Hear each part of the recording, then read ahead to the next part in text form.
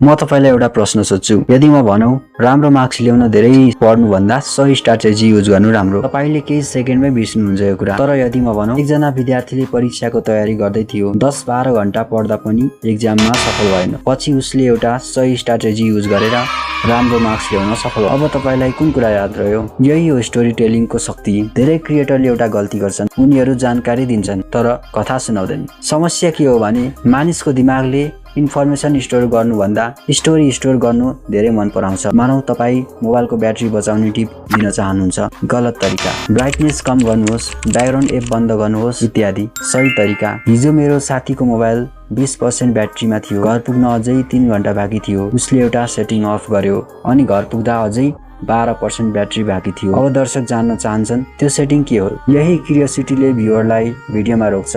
The 3 step story formula. कुनै पनि सर्टमा यो फर्मुला युज गर्न सक्नुहुन्छ। पहिलो नम्बरमा सिचुएसन, के भइरहेको थियो। दोस्रो पोइन्टमा प्रब्लम, समस्या के आयो। तेस्रो पोइन्टमा सोलुसन, समाधान कसरी भेटियो। बस यति मात्र गरे पनि तपाईको भिडियो पहिले भन्दा धेरै रोचक हुन सक्छ। कन्टेन्ट क्रिएटर जर्नीको डे 7 पनि यही समाप्त हुन्छ।